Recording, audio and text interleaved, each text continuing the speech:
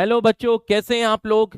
तो एक बार मैं फिर हाजिर हूं देहरादून से अपने सफर को हमारे सफर को आगे बढ़ाने के लिए। तो बच्चों, क्लास स्टार्ट होने से पहले मस्त होके बैठिएगा, चौड़े होके बैठिएगा, स्ट्रेस फ्री होके बैठिएगा।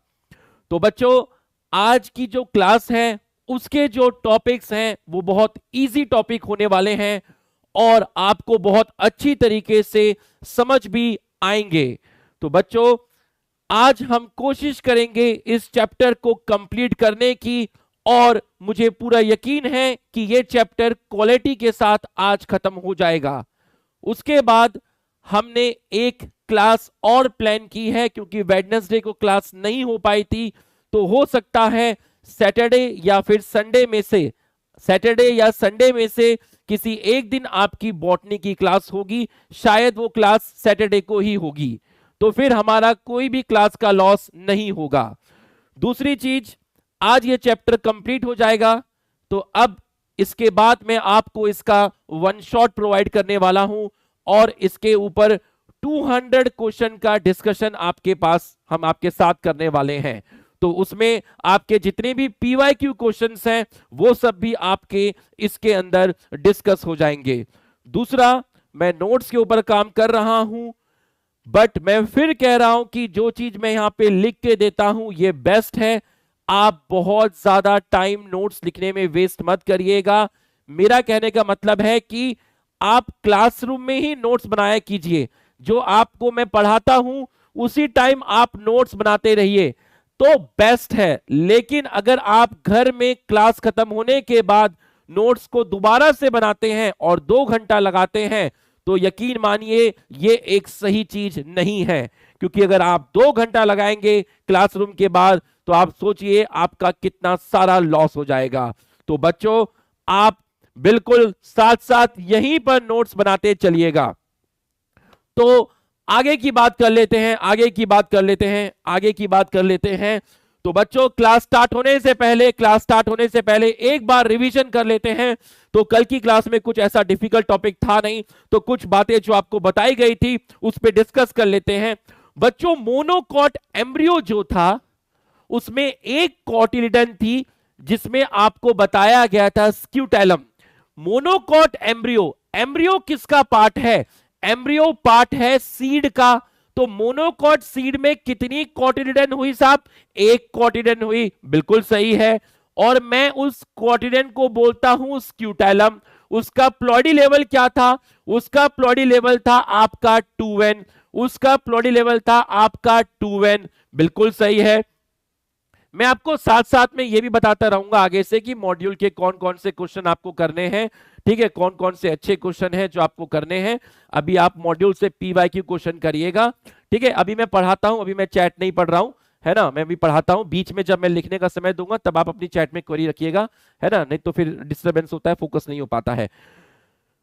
मोनोकॉट सीड में एक कॉटिलिडन था जिसको आप बोले थे स्क्यूटेलम, जो था आपका 2n। बिल्कुल सही। यहां पर एम्ब्रियो था, एम्ब्रियोनल एक्सिस थी, यहां भी एपिकोटाइल था, यहां भी हाइपोकोटाइल था, यहां भी प्लूम्यूल था, यहां भी रेडिकल था। लेकिन यहां पर जो एपिकोटाइल का जो एपेक्स है, जिसको मैं शूट एपेक्स बोल रहा हूं, जिसको मैं प्लूम्यूल बोल रहा हूं, वहां पर कुछ मेरिस्टेमेटिक सेल्स प्रेजेंट थी जिसको आपने लीफ प्रिमोडिया बोला था, और वो स्ट्रक्चर आगे जाके लीफ बनाता है। और तो epicotyl has shoot apex and some meristematic cells called leaf primordia, और ये स्ट्रक्चर कवर्ड होता है कॉलियोप्टाइल से। किससे कवर्ड होता है? कॉलियोप्टाइल से। रेडिकल कवर्ड होता है कॉलियोराइजा से। ये दोनों स्ट्रक्चर डाइकॉट में नहीं मिलते। कॉलियोप्टाइल कॉलियोराइजा मोनोकॉट में मिलता है, ये डाइकॉट के अंदर नहीं मिलता है। और ये स्ट्रक्चर सारे मोनोकॉट में भी नहीं मिलते हैं, ये ग्रास के अंदर मिलते हैं। ग्रास की जो फैमिली है वो पोएसी फैमिली है। बिल्कुल सही। फिर मैंने आपको बताया था कि भाई एंडोस्पर्म और एम्ब्रियो को सेपरेट करती है एक लेयर जिसका नाम था एलिरॉन लेयर, तो जो एलिरॉन लेयर होती है, एल्यूरोन लेयर होती है वो एंडोस्पर्म और एम्ब्रियो को सेपरेट करती है। एंडोस्पर्म का नेचर स्टार्ची है, एल्यूरोन लेयर जो है उसका नेचर प्रोटीनेशियस है, एल्यूरोन का नेचर प्रोटीनेशियस है, एल्यूरोन लेयर का नेचर प्रोटीनेशियस है, एंडोस्पर्म का नेचर स्टार्ची है। बिल्कुल सही है। तो एंडोस्पर्म और एम्ब्रियो को जो सेपरेट करती है, जिस लेयर को आप कहते हैं एल्यूरोन लेयर, जो आपका 3N है। बिल्कुल सही है। फिर बताया था कि ओव्यूल के अंदर न्यूसेलस प्रेजेंट होता है। जब ओव्यूल सीड में कन्वर्ट होता है तो न्यूसेलस का कुछ पार्ट सीड के अंदर आ जाता है। न्यूसेलस का कुछ पार्ट सीड के अंदर आ जाता है। एक लिख रहा है where is Rupesh RC sir energy is missing. अरे ये टॉपिक वैसे थोड़े थ्योरेटिकल टॉपिक है, समझ गए। हर गेम एक जैसा नहीं होता। जहां एनर्जी की बात आएगी लगा तो रहा हूं एनर्जी, अब किडनी थोड़ी ना बेचूंगा भाई किडनी थोड़ी ना बेचूंगा। तो अगर मैं आपको बोल रहा हूं, अगर बाल कटवाए बस मैंने भाई, अगर मैं आपको बोल रहा हूं, अगर मैं आपको बोल रहा हूं ओव्यूल के अंदर था न्यूसेलस, ओव्यूल से आपका बन गया सीड, तो भैया न्यूसेलस का कुछ पार्ट सीड के अंदर आ गया, न्यूसेलस का कुछ पार्ट सीड के अंदर आ गया, जिसको आपने बोला था पेरिस्पर्म, जिसको आपने बोला था पेरिस्पर्म। पेरिस्पर्म 2N है क्योंकि वो न्यूसेलस का पार्ट है, न्यूसेलस 2N है, पेरिस्पर्म 2N है, एल्यूरोन लेयर 3N है। जो भी स्ट्रक्चर मैंने N से लिखे थे वो सब गैमेटोफाइट थे, जो भी स्ट्रक्चर मैंने 2N से लिखे थे वो सब स्पोरोफाइट थे, और 3N के लिए मैंने कोई वर्ड यूज नहीं किया, ना गैमेटोफाइट ना स्पोरोफाइट। ये बातें हमने कल कर ली थी, ये बात हमने कल कर ली थी। फिर आपको बताया गया था क्या कि डाइकॉट के अंदर, डाइकॉट एम्ब्रियो जो होता है या डाइकॉट सीड जो होता है उसके अंदर एम्ब्रियो अपने डेवलपमेंट के टाइम पूरा का पूरा एंडोस्पर्म खा जाता है, इसलिए डाइकॉट सीड्स जो होते हैं वो मोस्टली नॉन एंडोस्पर्मिक होते हैं। तो डाइकॉट सीड के अंदर फूड कौन स्टोर कर रहा था, लिख के बताओ। डाइकॉट सीड में फूड स्टोर कौन कर रहा था, लिख के बताओ, लिख के बताओ, लिख के बताओ। डाइकॉट सीड में कौन सा स्ट्रक्चर था जो थिक हो गया था, जो स्वेल कर गया था, क्योंकि उसको फूड स्टोर करना था। उसका नाम क्या था, उस स्ट्रक्चर का नाम था कॉटिलिडन। बिल्कुल सही है। तो डाइकॉट सीड के अंदर कॉटिलिडन थिक होती है, वो स्वेल कर जाती है क्योंकि वो अपने अंदर फूड स्टोर कर लेती है, क्योंकि वहां एंडोस्पर्म जो होता है वो एब्सेंट होता है सीड के अंदर। ये चीजें आपने पढ़ी थी। मोनोकॉट सीड जो होते हैं वो मोस्टली आपके एंडोस्पर्मिक होते हैं। तो यहां तक आप कल पढ़ चुके थे, यहां तक आप कल पढ़ चुके थे। अब जल्दी से यस सर लिख दीजिए और लेक्चर स्टार्ट करने का परमिशन दे दीजिए। सभी लोग यस सर लिख दीजिए फटाफट, सभी लोग यस सर लिख दीजिए फटाफट, यस सर लिख दीजिए फटाफट, यस सर लिख दीजिए। एपीब्लास्ट में एक स्ट्रक्चर था जो रिमेन्स था सेकेंड कॉटिडन का, अगर वो स्ट्रक्चर डेवलप हो जाता तो सेकेंड कॉटिडन बन जाती, बट वो स्ट्रक्चर डेवलप नहीं हो पाया। ठीक है भाई, स्टार्ट कर रहे हैं। खेल शुरू हो चुका है, पूरा का पूरा फोकस करना, अच्छे से घबराना नहीं। मैं हूं ना, मैं संभाल लूंगा, मैं समझाऊंगा। पहली बारी में समझ नहीं आएगा, दूसरी बारी में आएगा, तीसरी बारी में आएगा, मैं जान लगा दूंगा भाई। समझाना मत, सॉरी परेशान मत होना, जान लगा दूंगा। ठीक है, नहीं आएगा समझ में, क्यों नहीं आएगा, मैं हूं ना भाई। स्ट्रेस फ्री बैठना बस। Can you imagine agriculture in absence of seed और इन प्रेजेंस ऑफ सीड। तो सीड के अंदर एग्रीकल्चर के लिए दो फायदे थे, एक का नाम था डिहाइड्रेशन और दूसरे का नाम था डोरमेंसी।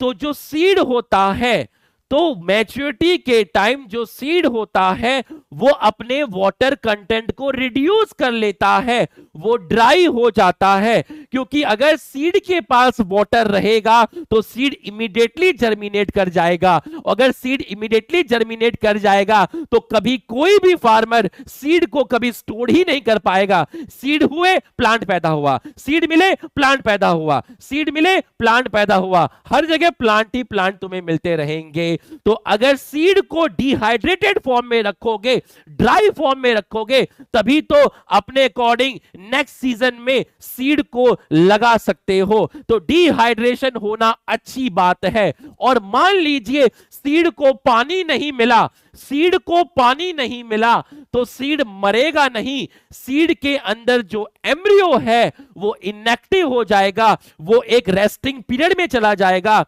जिसको आप बोलते हैं डोरमेंसी। तो अगर कोई सीड डोरमेंसी पीरियड में चला जाए, अगर सीड का एम्ब्रियो वाला पार्ट डोरमेंसी पीरियड में चले जाए तो ये कोई खराब बात नहीं है, क्योंकि आपके आसपास एक proper moisture, proper temperature, proper water content नहीं है।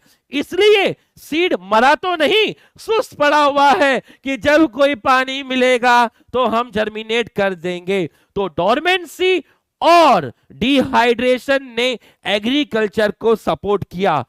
Can you imagine agriculture in absence of seed? No.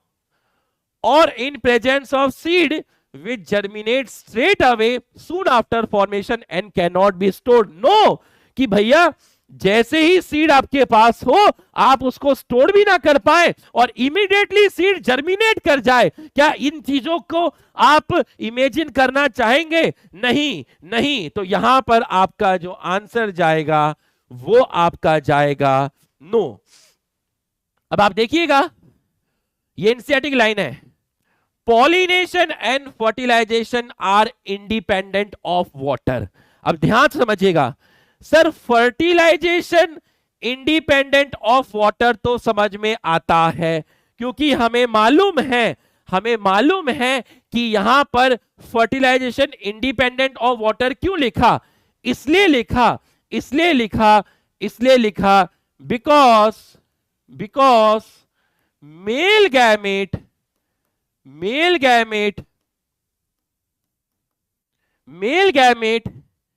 reach to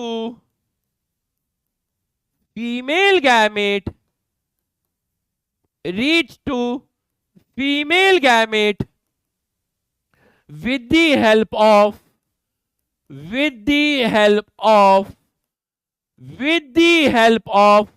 pollen tube, not water।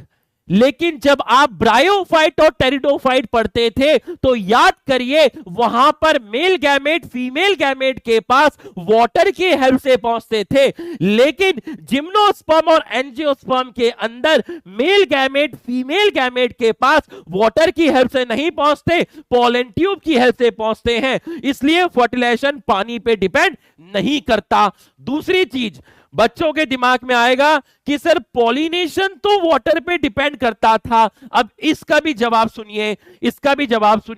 सबसे कॉमनली जो पॉलिनेशन होता है वो बायोटिक से होता है, एबायोटिक से लेस कॉमन है। और एबायोटिक में भी दो चीजें थी, एक था वाटर और एक था विंड। याद करिए, वाटर और विंड में सबसे ज्यादा कॉमन विंड था, वाटर तो लेस कॉमन था, वो तो कुछ ही जेनरा के लिए था। इसलिए उस पॉइंट को यहां कंसीडर नहीं किया, क्योंकि एबायोटिक लेस कॉमन है और एबायोटिक में भी पॉलिनेशन वाटर से होना उससे भी ज्यादा लेस कॉमन है, क्योंकि वो 30 जेनरा तक ही लिमिटेड था। इसलिए इन्होंने ज्यादा फोकस पॉलिनेशन पे नहीं किया, इन्होंने लिखा pollination are independent of water. ऐसा इन्होंने इसलिए लिखा क्योंकि जो पॉलिनेशन है वो वाटर के थ्रू लेस कॉमन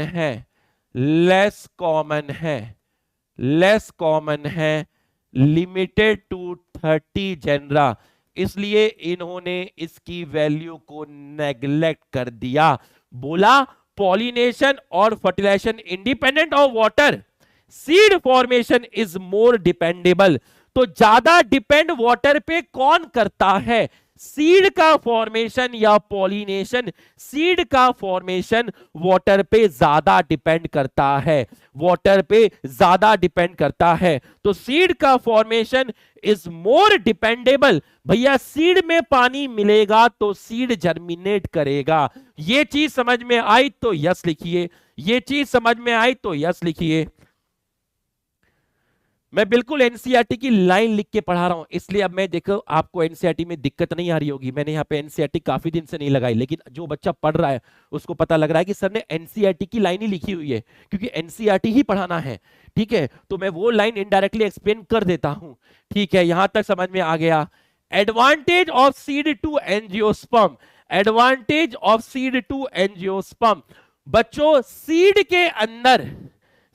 के अंदर प्रेजेंट है सीड कोट, तो मैं लिख सकता हूं hard seed coat, hard seed. अब जैसे ये 4 वर्ड मैंने लिखे, ये एनसीईआरटी की हेडिंग लिखी हुई है, तो मैं क्या कर रहा हूं ना, मैं एनसीईआरटी के जो सेंटेंस है उन्हीं की शॉर्ट हेडिंग करके लिख लेता हूं और उनको एक्सप्लेन करता हूं, इसलिए एनसीईआरटी पढ़ने में बिल्कुल दिक्कत नहीं आएगी।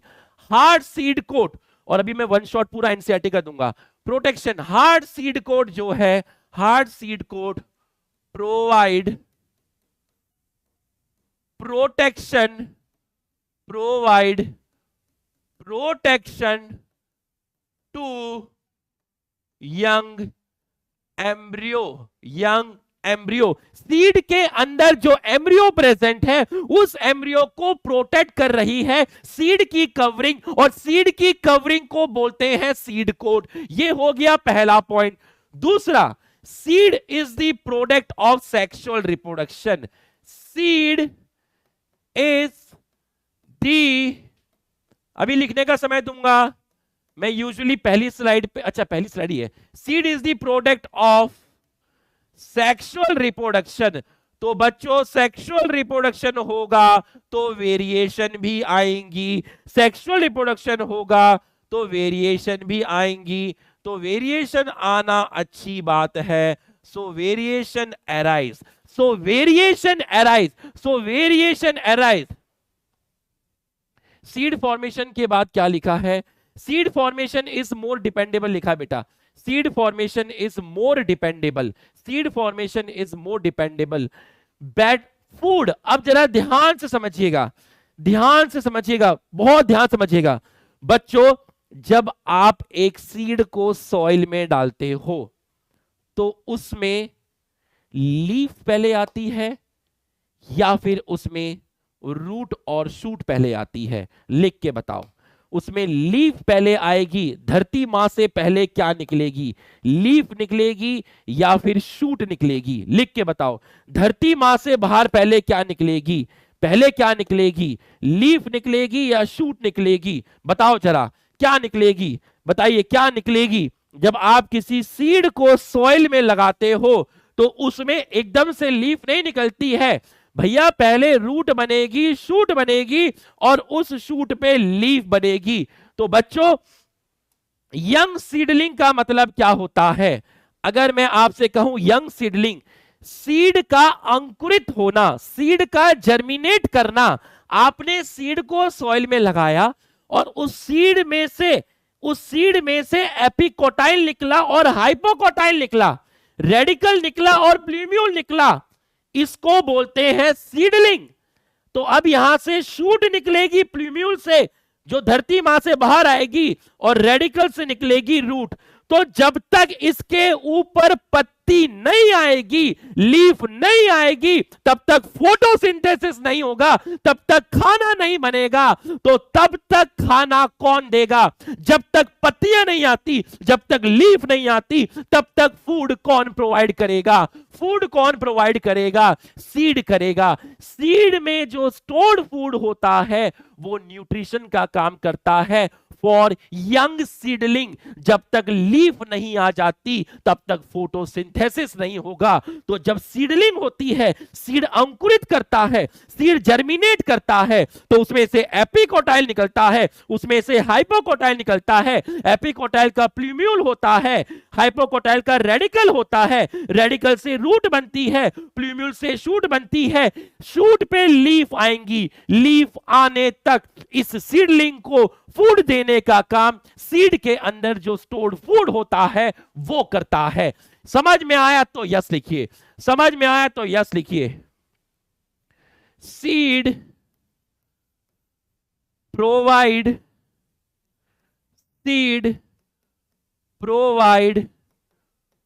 Food to young seedling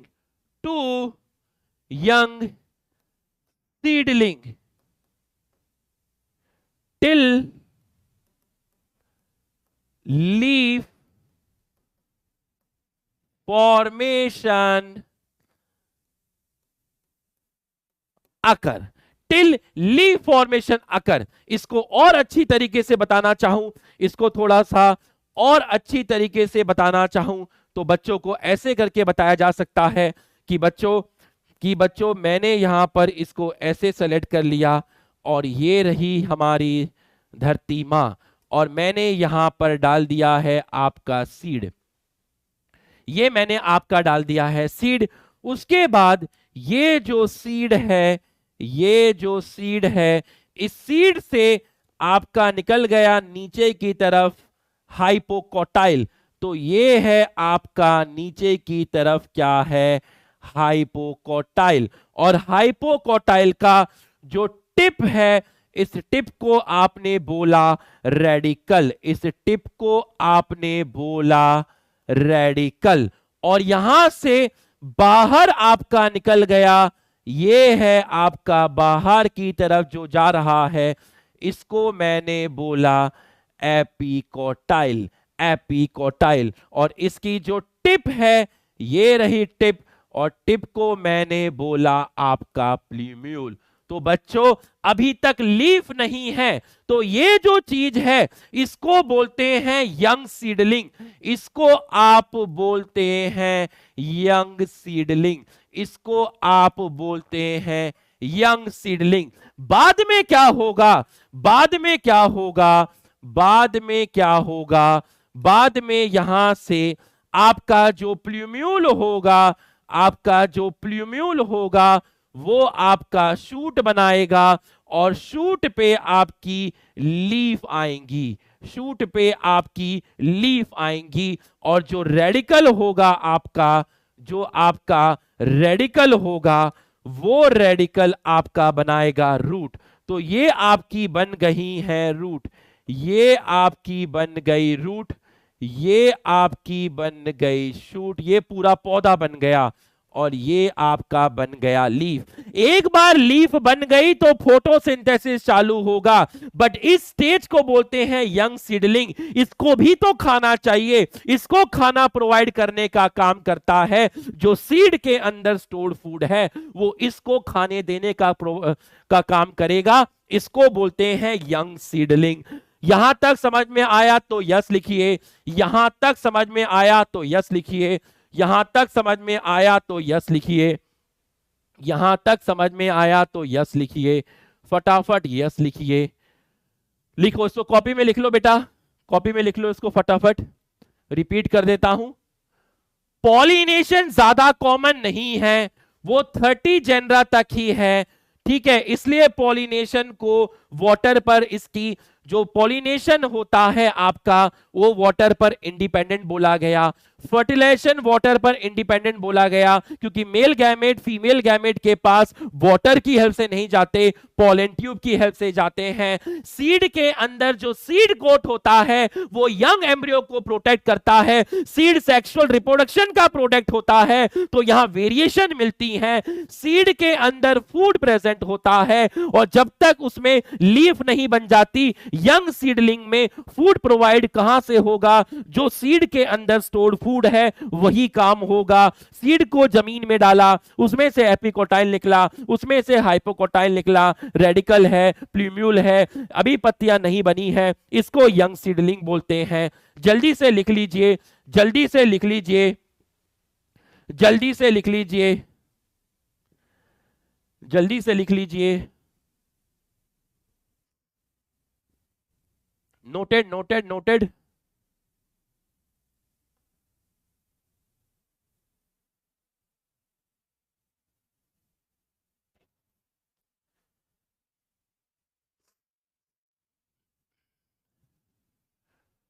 कॉटिडेंट cotyledon cotyledon के पास भी फूड रहता है।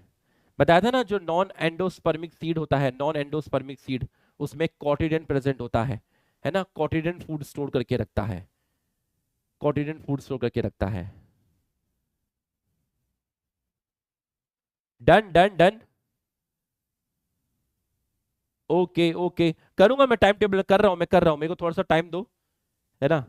अभी थोड़ा सा टाइम दो, अभी थोड़ा शिफ्टिंग वगैरह हुआ है, सब करूंगा सब करूंगा। Done done. तो पहला हो गया प्रोटेक्शन, दूसरा वेरिएशन, तीसरा फूड, चौथा है better adaptive strategy.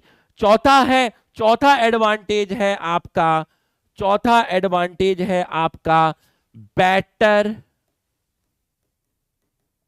Adaptive strategy. अब इसका मतलब समझिएगा क्या है। चौथा है आपका बेटर एडेप्टिव स्ट्रेटेजी, चौथा है आपका बेटर एडेप्टिव स्ट्रेटेजी। बच्चों जो सीड है, seed has, seed has various method, various method for seed dispersal, for seed dispersal from one place to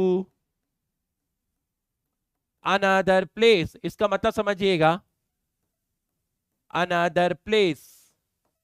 बच्चों सीड के पास काफी सारे अपने अंदर सीड ने एडेप्टेशन की हुई है, जो एडेप्टेशन सीड को हेल्प करती है एक जगह से दूसरी जगह पर ले जाने में। जैसे कि मैं आपसे बात करूं, जैसे कि मैं आपसे बात करूं, जैसे कि मैं आपसे बात करूं कि कैस्टर जो होता है, जैसे कि जो कैस्टर होता है, कैस्टर का जो सीड होता है, कैस्टर का जो सीड होता है वो सिक्रीट करता है शुगर। क्या सिक्रीट करेगा? शुगर। अब ये सिक्रीट करेगा शुगर, जो किसको अट्रैक्ट करते हैं, जो किसको अट्रैक्ट करते हैं? जो चींटियां होती हैं, अट्रैक्ट आंट्स, अट्रैक्ट आंट्स। तो जो चींटियां होती हैं कैस्टर के सीड सिक्रीट करते हैं शुगर, चींटियां शुगर खाने के लिए आती हैं और बाद में जब जाती हैं तो इसके सीड लेके चली जाती हैं। इसका मतलब यहां पर डिस्पर्सल ऑफ सीड जो हो रहा है वो किसकी हेल्प से हो रहा है? With the help of ants. Dispersal of seed with the help of ants. तो बच्चों सीड के अंदर काफी सारे एडेप्टेशन हैं जो उसको हेल्प करते हैं एक जगह से दूसरे जगह पे ले जाने में। जैसे एक एग्जाम्पल बताया कि कैस्टर के सीड ने सिक्रीट किया शुगर, जिसने किसको अट्रैक्ट किया? चींटियों को अट्रैक्ट किया। चींटियां इनके पास गई और बाद में चींटियों को शुगर मिला और उसके बाद जब चींटियां जाने लगी तो इनके सीड को एक जगह से दूसरे जगह पर ले गई। जल्दी से इसको लिख लीजिए, एडवांटेज हमने पढ़ लिया, जल्दी से इसको लिख लीजिए, फटाफट लिख लीजिए।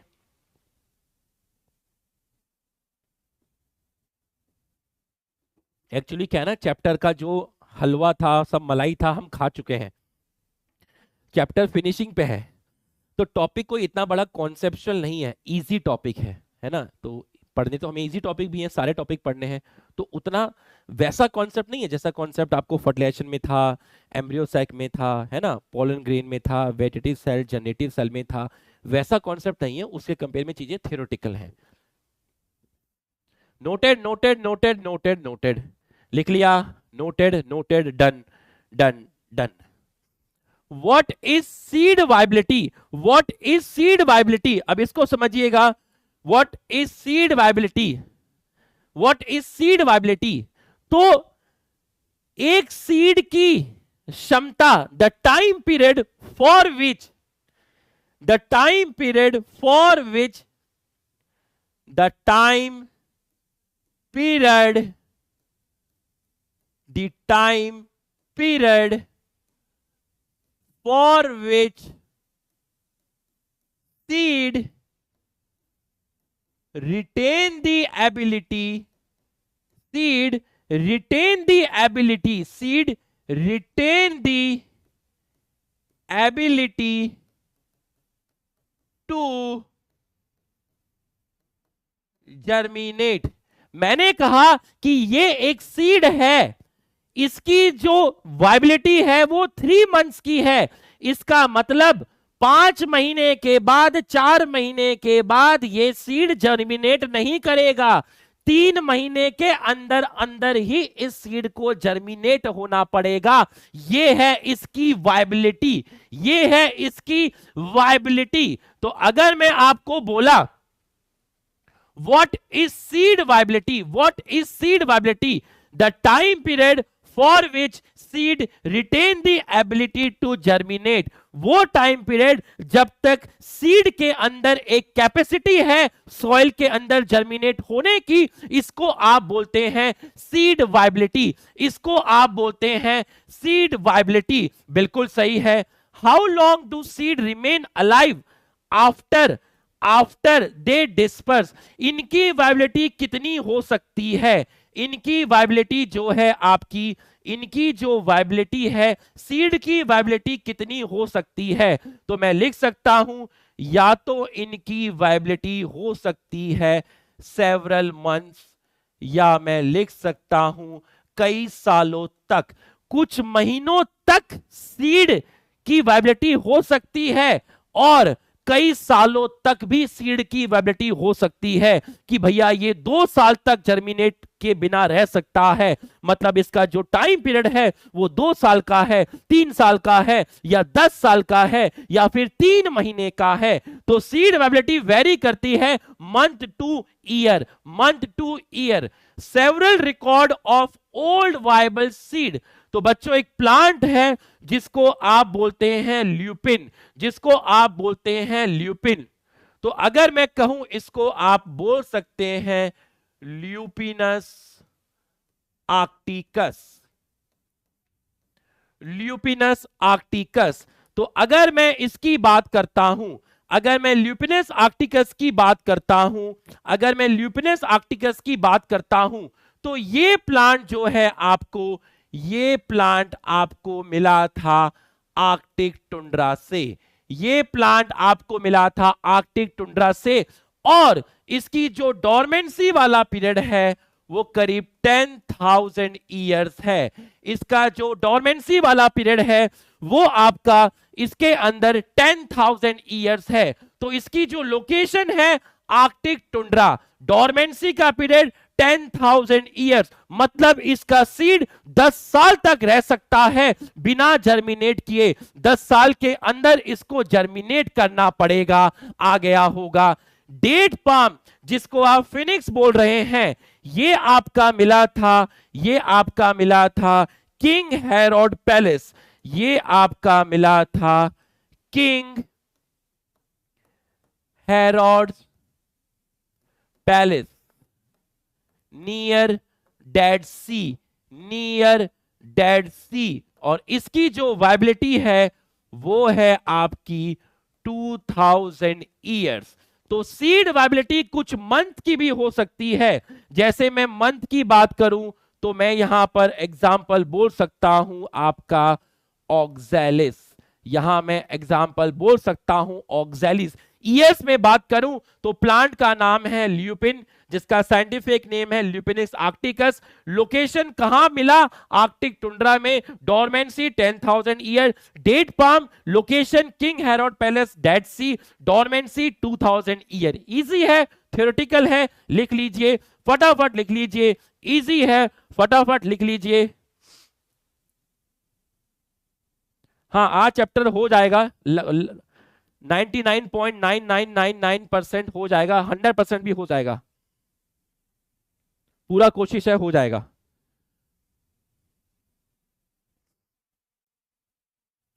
अगर नहीं भी हुआ तो मुश्किल से 10 मिनट का बचेगा, तो मैं ये कोशिश नहीं करूंगा कि चैप्टर निपटा दूं, एक पेज से पढ़ाऊंगा जिससे तुम्हें समझ में आए। हुआ तो अच्छी बात, नहीं हुआ तो 10 मिनट का बचेगा। 10 मिनट का ज्यादा डिफरेंस नहीं आता है, नेक्स्ट क्लास में हम 10 मिनट में कर सकते हैं। बट ऐसा ना हो कि आज ही खत्म करने के चक्कर में चैप्टर खराब हो गया है ना। यहां तक लेकर आए अच्छे से, तो एक क्लास ये भी अच्छे से लेंगे बेटा। डन डन डन, जल्दी जल्दी जल्दी जल्दी जल्दी जल्दी।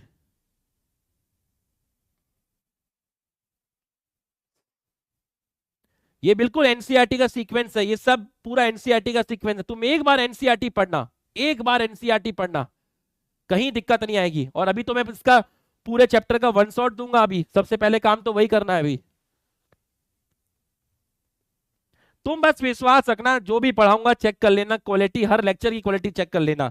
तुम्हें बेहतरीन तरीके से पढ़ाया जाएगा, जो भी तुम्हें दूंगा बढ़िया ही दूंगा।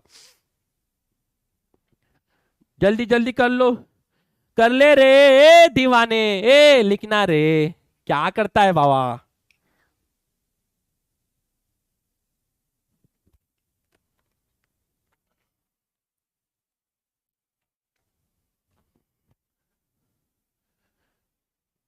नोटेड नोटेड, ए बॉय लिख रे।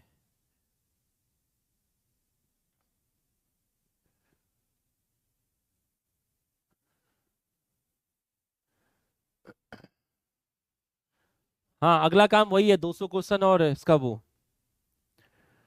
ये क्वेश्चन एनसीईआरटी के हैं। मैं बिल्कुल एनसीईआरटी पढ़ा रहा हूं, मतलब तुम्हें ऐसा लग रहा होगा सर ने बहुत दिन से एनसीईआरटी नहीं लगाई। ये सब एनसीईआरटी लगा रहा हूं, दूसरे फैशन में लगा रहा हूं। ये सारे क्वेश्चन एनसीईआरटी के हैं। आप सीड खोलिए, आपको ये सारे के सारे क्वेश्चन मिलेंगे। After completing brief account of sexual reproduction, इतना सेक्सुअल रिप्रोडक्शन पढ़ने के बाद it would be worthy attempting to comprehend, comprehend मतलब होता है understand the anonymous reproductive capacity of flowering plant by asking following question। इतना सब कुछ सेक्सुअल रिप्रोडक्शन के बारे में पढ़ने के बाद हम क्या इन सभी सवालों के जवाब दे सकते हैं? How many eggs present in embryo sac, बताइए एक एम्ब्रियो सैक में कितने एग मिलते हैं?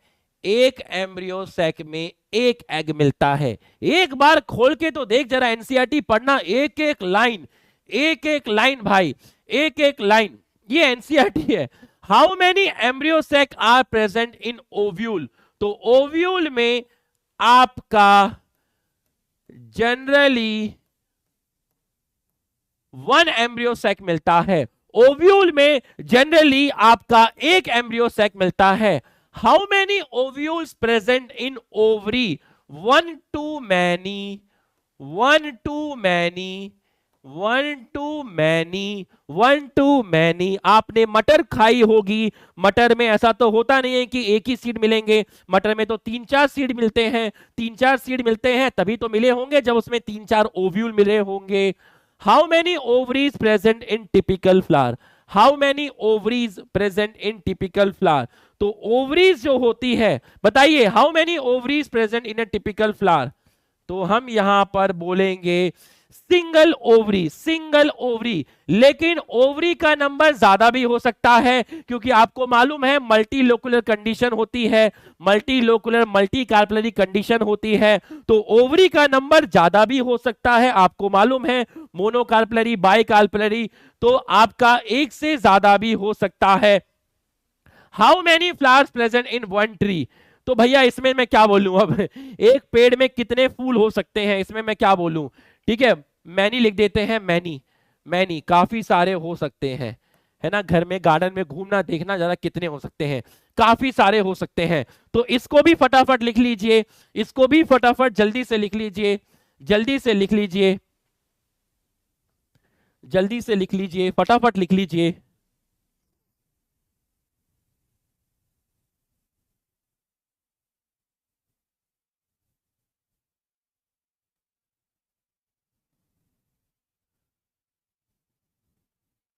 लिख लीजिए। बस बच्चों डिसिप्लिन में रहना, डेली पढ़ाई करना, कंसिस्टेंसी रखना, हार्ड वर्क करना, कभी पढ़ा कभी नहीं पढ़ा ये काम मत करना, और बहुत ज्यादा नोट्स में टाइम वेस्ट मत करना।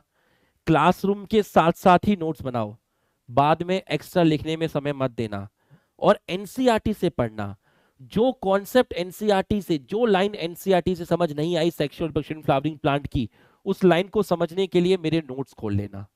पेपर पूरा का पूरा एनसीईआरटी से आएगा, मैं एनसीईआरटी की लाइन नहीं एक्सप्लेन कर रहा हूं। मतलब शॉर्ट में अगर एक बात कहूं, तुम्हें हर वो काम करना है जो तुम्हारा टाइम बचा सके, वही क्वालिटी है, वही तुम्हें सिलेक्शन पे लेके जाएगा। ज्यादा टाइम लगा के quality I, good for nothing. तुम्हें टाइम बचाना है। ऐसा ना हो कि तुम नोट्स ही बनाते रह जाओ, पोथी पुतरा ही बनाते रह जाओ, और पढ़ने के लिए राम नोट्स बनाता रह गया, अगले साल श्याम उसके नोट्स पढ़ेगा। नहीं करना है भाई। डन डन डन डन, जल्दी लिख लो, लिख लो, फटाफट लिख लो।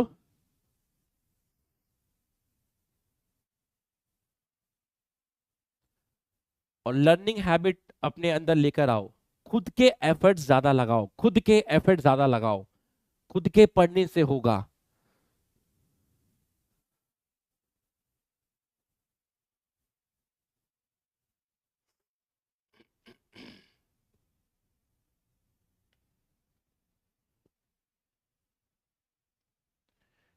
यस अभी सो रहा है, उसको लेकर आऊंगा मैं।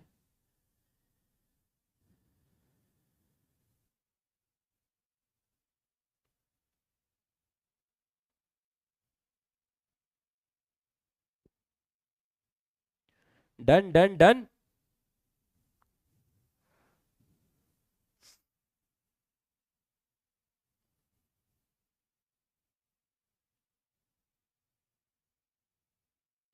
Done done done done done done done डारा done done done done done डारा। ठीक है, डन हो गया। Can you think some plant, ये सब एनसीईआरटी के क्वेश्चन है। एनसीईआरटी में क्वेश्चन लगा के लिखे हुए क्वेश्चन, सारे के सारे, सारे के सारे। तुम पढ़ना जरा, तुम्हें क्या मलाई लगेगा जरा, तुम कहोगे यार सर ने तो सब कुछ पढ़ा दिया। Can you think some plant in which fruit contain large number of seed. क्या आप ऐसे प्लांट बता सकते हैं, क्या आप ऐसे प्लांट बता सकते हैं जिसके अंदर बहुत सारे सीड आपके मिलते हैं, जिसके अंदर आपके बहुत सारे सीड मिलते हैं। क्या आप ऐसा प्लांट बता सकते हैं? यह है आपका पहला सवाल, यह है आपका पहला सवाल। Which contain large number of seed. Have you seen tiny seed of ficus? ये सब हमसे पूछा हुआ है, इसके इन्होंने हमसे पूछा हुआ है। तो जैसे यहां पर जो किताब में लिखे हुए हैं, वो आपका ऑर्चिड लिखा हुआ है, आपका लिखा हुआ है स्ट्रिगा, आपका लिखा हुआ है, और आपका औरो बैंकी, औरो बैंकी। तो ये जो स्ट्रिगा और औरो बैंकी है, ये आपके पैरासिटिक प्लांट हैं। ये जो है आपके, ये आपके पैरासिटिक प्लांट हैं। तो बच्चों इनके अंदर आपके काफी सारे सीड्स प्रेजेंट होते हैं। ऑर्चिड हो गया आपका, स्ट्रिगा हो गया, औरो बैंकी हो गया, इसमें काफी सारे सीड्स आपके प्रेजेंट होते हैं। वाटरमेलन में भी बहुत सारे सीड प्रेजेंट होते हैं। Have you seen tiny seed of ficus? अब भैया ना भी देखा हो तो यस ही लिखना पड़ेगा कि हाँ भाई देखा है, हाँ भाई देखा है। How many billions of seed does each ficus tree produce? ये किताब हमसे पूछती है। तो करीब 850 मिलियन, 850 मिलियन सीड प्रेजेंट होते हैं। Can you imagine any other example in which such a tiny structure can produce. बच्चों फाइकस होता है बरगद का पेड़, तो इतना छोटा सीड इतना बड़ा बरगद का पेड़ बनाता है। इतना छोटा सीड, टाइनी सीड, फाइकस का टाइनी सीड इतना बड़ा बरगद का पेड़ बना देता है। तो can you imagine any other example in which such a tiny structure can produce such a large biomass. इतना बड़ा बायोमास, इतना बड़ा पेड़, क्या कोई और एग्जाम्पल है? तो हमने यहां पर लिख दिया यूकेलिप्टस, यहां हमने लिख दिया यूकेलिप्टस। तो भैया orchids striga orobanche, have you seen tiny seed of ficus? हाँ। How many billions? 850 millions. Can you imagine eucalyptus? लिख लीजिए, फटाफट लिख लीजिए, मैं बैठ जाता हूं जब तक। फटाफट लिख लीजिए, फटाफट लिख लीजिए, जल्दी से लिख लीजिए, जल्दी से लिख लीजिए, लिख लीजिए, फटाफट लिख लीजिए, जल्दी से लिख लीजिए।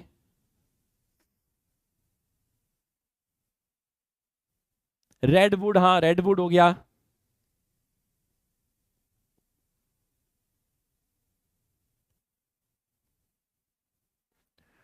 जल्दी से लिख लीजिए। 4:45 ठीक चल रही है स्पीड, 4:45, 5:30 ठीक है। जल्दी से लिख लीजिए, जल्दी से लिख लीजिए, फटाफट। आसान है टॉपिक, आज थ्योरेटिकल है, ज्यादा कुछ है नहीं, है ना।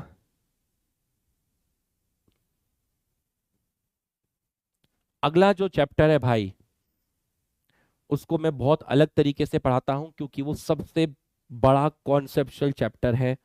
उसमें मैं बहुत आराम आराम से आपको पढ़ाऊंगा, बहुत स्लो वॉइस में, लो वॉइस में, धीरे धीरे। Gene, chromosome, allele, phenotype, genotype, अलग तरह का चैप्टर है। पूरा जितना ज्यादा डिसिप्लिन में बैठोगे उतना मजा आएगा। पूरा फोकस करके बैठना भाई, पूरा फोकस करके बैठना। उस चैप्टर की स्टार्टिंग की 4 क्लास सबसे इंपॉर्टेंट है, सबसे इंपॉर्टेंट है 4 क्लास, बस वो संभाल लेना। फ्रूट, फ्रूट की बात करते हैं, फ्रूट, फ्रूट की बात करते हैं, फ्रूट की बात करते हैं, फ्रूट। What is fruit? बच्चों ओवरी फ्रूट बनाती है, ओवरी फ्रूट बनाती है। तो एक राइपेंड ओवरी, एक राइपेंड, राइपेंड का मतलब होता है राइपनिंग ऑफ फ्रूट, पकना, पकना। एक जब ओवरी पक जाती है, जब ovary, ripened fruit, ripened ovary को आप बोलते हैं fruit.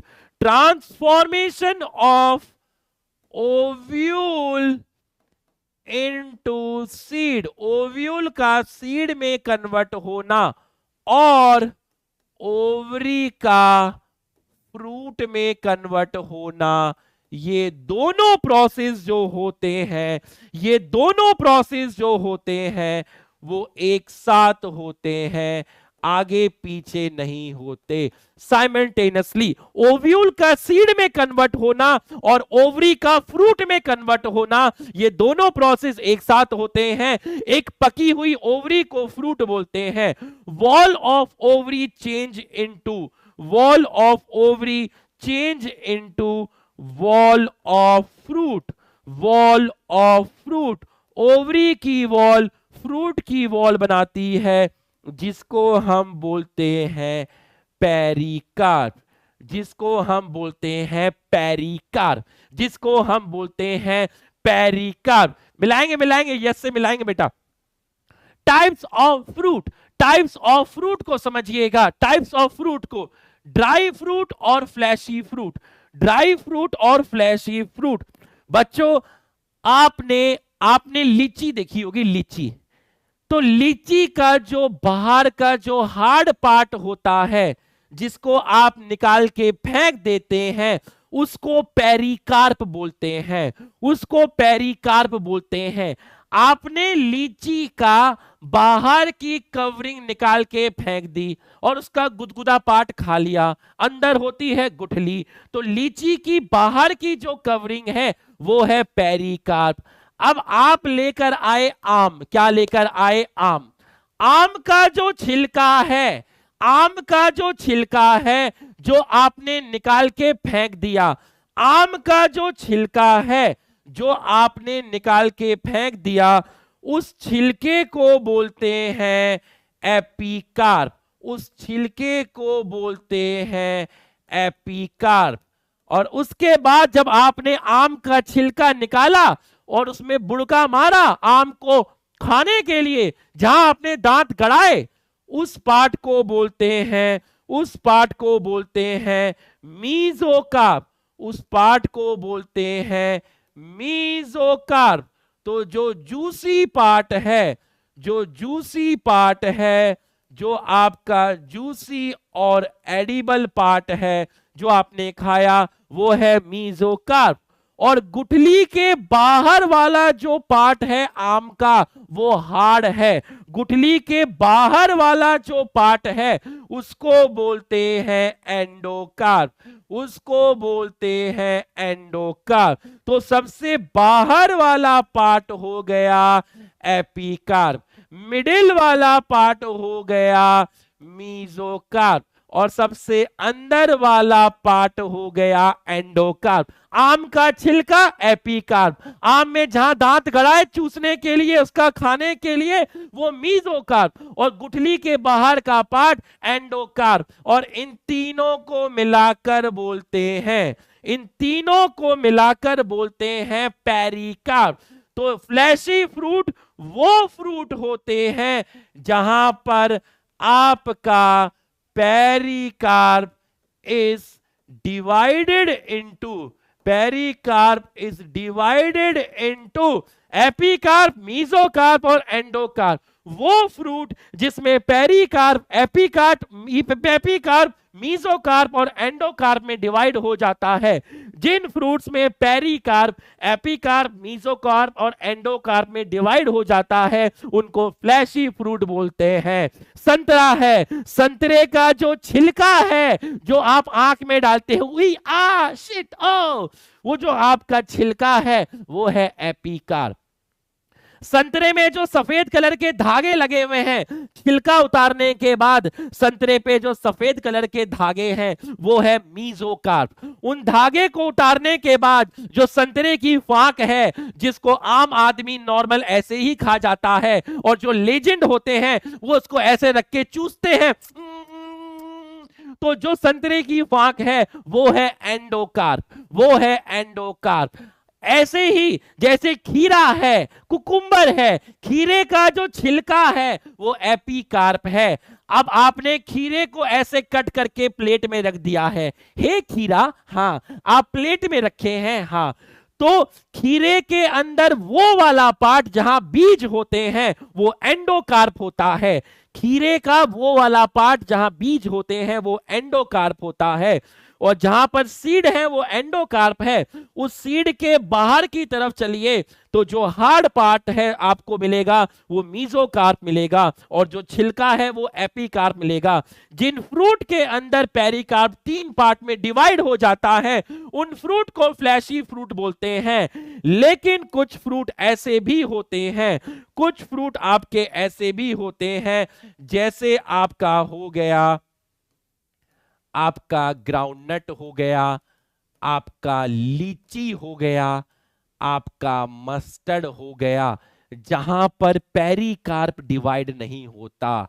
Pericarp is not divided into 3 layers. यहां पर जो पेरिकार्प है, pericarp is not divided, pericarp divide नहीं होता। तो ये फ्रूट ड्राई फ्रूट होते हैं। तो लीची का जो बाहर का छिलका है, ना वो एपी है, ना वो मीजो है, ना वो एंडो है, वो अपने आप में पेरिकार्प है।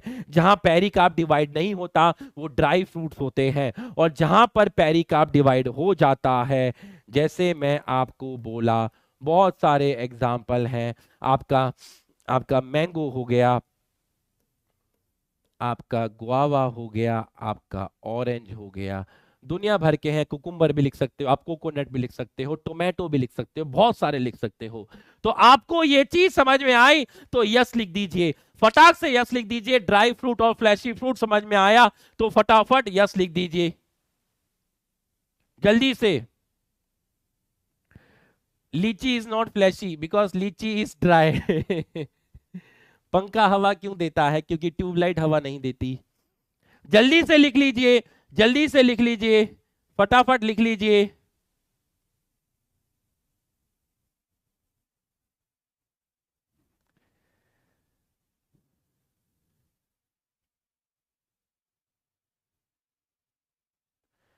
जल्दी जल्दी लिख लीजिए।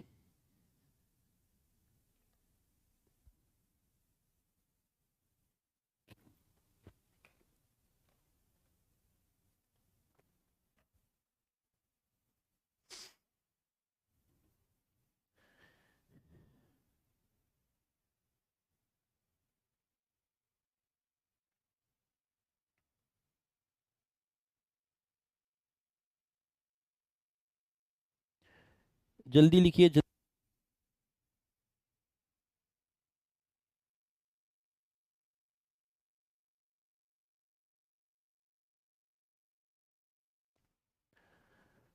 Done done done done done done done done done डारा। आ जाओ। Is there any relationship between number of ovule in ovary and number of seed? NCERT की लाइन है, होती ना एनसीईआरटी में क्वेश्चन मार्क लगा के लिखी होती है, वो लाइनें हैं ये। Is there any relationship between number of ovule in ovary? आप मुझे बताइए, आप मुझे बताइए कि ये स्टेटमेंट ट्रू है या फॉल्स है, बताइएगा। Number of seed can't exceed the number of ovule, ये ट्रू है या फॉल्स है? Number of seed can't exceed the number of ovule, seed का नंबर कभी भी ओव्यूल से ज्यादा नहीं हो सकता।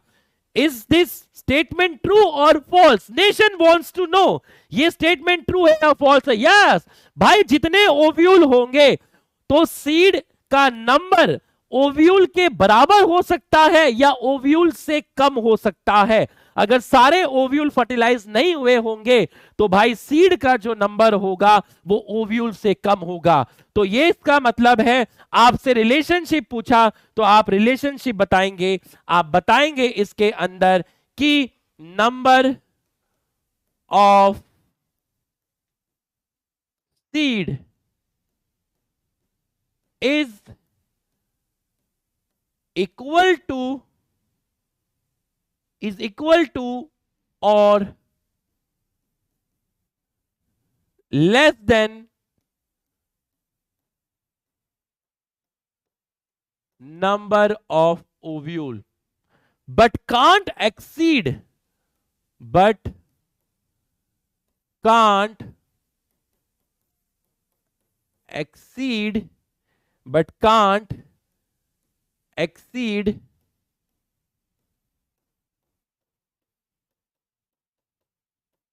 number of ovule। number of seed is equal to number of ovule या फिर number of seed less than the number of ovule, but seed का नंबर कभी भी ओव्यूल के नंबर से ज्यादा नहीं हो सकता, ओव्यूल के नंबर से ज्यादा नहीं हो सकता। आप इसे हाँ, उसके बाद नेक्स्ट देखिए types of fruit, true fruit, false fruit, parthenocarpic fruit. जिन फ्रूट की ओवरी एडिबल होती है उन फ्रूट को ट्रू फ्रूट बोलते हैं, जिनकी ओवरी एडिबल नहीं होती उनको फॉल्स फ्रूट बोलते हैं। आपके फ्रिज के बगल में जो डाइनिंग टेबल रखी है वहां फ्रूट का एक टोकरा रखा है, उसमें सेब रखा हुआ है, उसमें सेब रखा हुआ है। अब आप मेरे को बताइएगा, सेब को आपने दो फांक में काट दिया, दो पार्ट में काट दिया, ये दो पार्ट में काट दिया।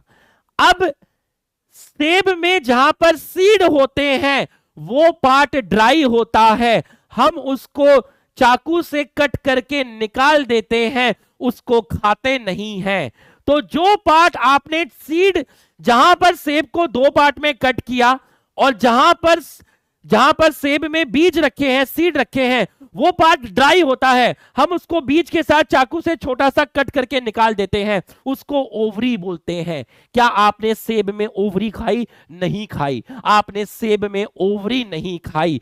तो अब आप देखिए, आपके फ्रिज पे सेब रखा हुआ है, ये रखा हुआ है सेब डाइनिंग टेबल पे। आपको सेब में जो बाहर से जो लाल लाल पार्ट दिख रहा है, जिसमें आप बुड़का मारोगे, जिसे आप खाओगे, उसको बोलते हैं थैलेमस, उसको बोलते हैं थैलेमस। मुझे बताइए, डाइनिंग टेबल पे जो सेब रखा है, बाहर से क्या उसकी ओवरी दिख रही है? बाहर से क्या उसकी ओवरी दिख रही है? मुझे बताइए, क्या सेब की ओवरी दिख रही है आपको बाहर से? मुझे बताइए, यस और नो। क्या आपको सेब की ओवरी दिख रही है? क्या आपको सेब की ओवरी दिख रही है? नहीं दिख रही, नहीं दिख रही। सेब की ओवरी इसलिए नहीं दिख रही क्योंकि सेब की ओवरी कवर्ड बाय थैलेमस। आपको जो दिख रहा है वो थैलेमस दिख रहा है। ऐसी ओवरी को बोलते हैं इंफीरियर ओवरी, ऐसी ओवरी को बोलते हैं इंफीरियर ओवरी। एप्पल एग्जाम्पल है इंफीरियर ओवरी का, क्योंकि इसकी ओवरी कवर्ड है थैलेमस से। आप इसकी ओवरी नहीं खाते, आप इसका थैलेमस खाते हो। जिन फ्रूट में आप ओवरी खाते हो उन फ्रूट को बोलते हैं ट्रू फ्रूट। जिन फ्रूट में आप ओवरी को छोड़ के बाकी पार्ट खाते हो उसको बोलते हैं फॉल्स फ्रूट। तो ज्यादातर फ्रूट जो होते हैं, मोस्ट ऑफ दी फ्रूट, ज्यादातर जो फ्रूट होते हैं वो ट्रू फ्रूट होते हैं। वो आपके डेवलप होते हैं, कहां से डेवलप होते हैं? ओवरी से डेवलप होते हैं। ऐसे फ्रूट को बोलते हैं ट्रू फ्रूट। ये 11th क्लास में डिटेल में पढ़ाया जाता है मॉर्फोलॉजी ऑफ फ्लावरिंग प्लांट में, तो यहां हम 12th क्लास के हिसाब से पढ़ रहे हैं। फॉल्स फ्रूट, ऐसे fruit, fruit develop from other floral part, other floral part like thalamus, like thalamus, इसको बोलते हैं फॉल्स फ्रूट। जिसमें आपने बोल दिया, आपने एप्पल बोल दिया, आपने इसके अंदर बोल दिया कैज्यू बोल दिया, आपने इसके अंदर बोल दिया स्ट्रॉबेरी बोल दिया। ठीक है, एप्पल भी है, पियर भी है, तो हमने एनसीईआरटी वाले लिखे हैं एप्पल, कैज्यू और स्ट्रॉबेरी। ये आपके फॉल्स फ्रूट होते हैं।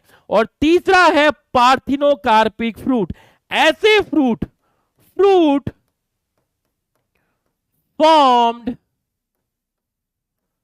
विदाउट फर्टिलाइजेशन, ऐसे फ्रूट जो बिना फर्टिलाइजेशन के बनते हैं और इनमें सीड एब्सेंट होते हैं, सीड एब्सेंट होते हैं, ऐसे फ्रूट को बोलते हैं पार्थिनोकार्पिक फ्रूट। आपने एग्जाम्पल बोल दिया बनाना। समझ में आया तो यस लिख दीजिए, समझ में आया तो यस लिख दीजिए, फटाफट यस लिख दीजिए, फटाफट यस लिख दीजिए, फटाफट यस लिख दीजिए।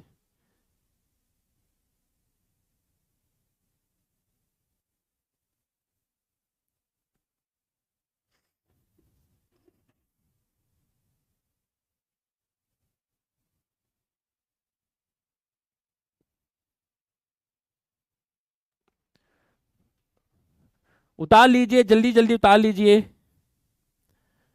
जल्दी जल्दी उतार लीजिए।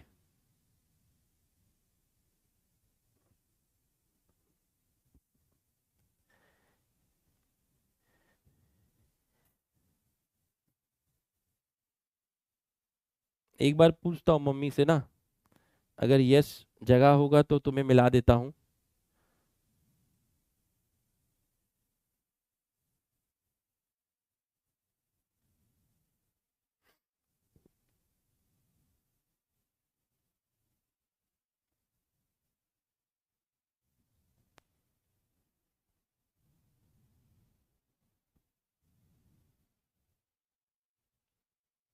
हाँ, छोटू उठा हुआ है क्या?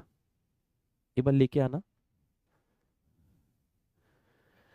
लिख लीजिए, जल्दी से लिख लीजिए, फटाफट लिख लीजिए, फटाफट। लिख लिया? नोट, नोटेड लिख दीजिए, नोट लिख दीजिए, नोटेड, फटाफट।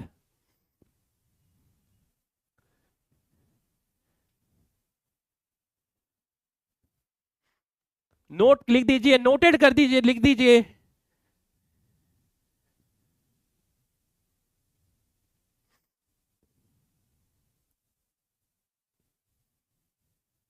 Okay, noted noted noted. Apomixis, last topic apomixis and poly embryony. Last topic apomixis and poly embryony. और हमारे पास 25 मिनट है पूरा का पूरा। ध्यान से समझिएगा एपोमिक्सिस का मतलब क्या है, पूरा बेसिक से बताऊंगा, एकदम ध्यान से समझिएगा एपोमिक्सिस का मतलब क्या है। एपोमिक्सिस का मतलब है आपको सीड बनाना है, formation of seed, formation of seed. बच्चों सीड बनेगा तो यहां एम्ब्रियो भी बनेगा, क्योंकि एम्ब्रियो किसका पार्ट है, सीड का पार्ट है। एक सेकेंड रुकिएगा, एक सेकेंड रुकिएगा।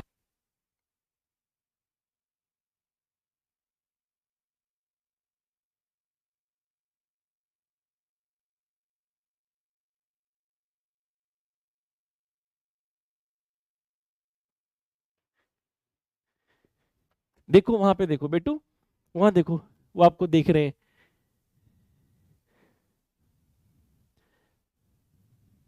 वो देखो, हु हु, वो देखो वहां पे, सामने देखो, सामने सामने देखो, सामने सामने सामने, वो देखो सामने। हेलो कर दो, हेलो कर दो इनको, हेलो हेलो हेलो। अभी छोटा है, 8 मंथ का है, अबाउट टू कंप्लीट 8 मंथ। ये आपसे मिलना चाह रहे थे बहुत दिन से। देखो यहाँ, इधर देखो, इधर इधर, इधर पे देखो, इधर देखो, सामने देखो, सामने देखो। चलो अब है ना, पढ़ाने देते हैं, नहीं तो स्पैमिंग करना शुरू कर देंगे, तेरे बापू को गालियां बकेंगे। ठीक है,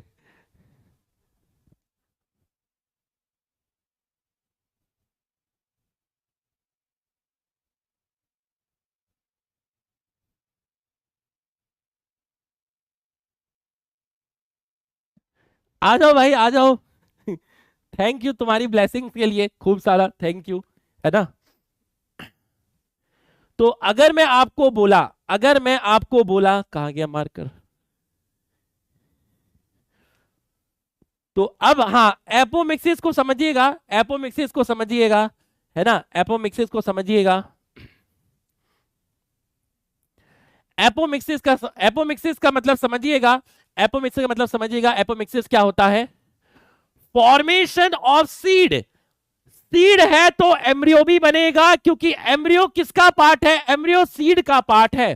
फॉर्मेशन ऑफ सीड और embryo without without meiosis and fertilisation.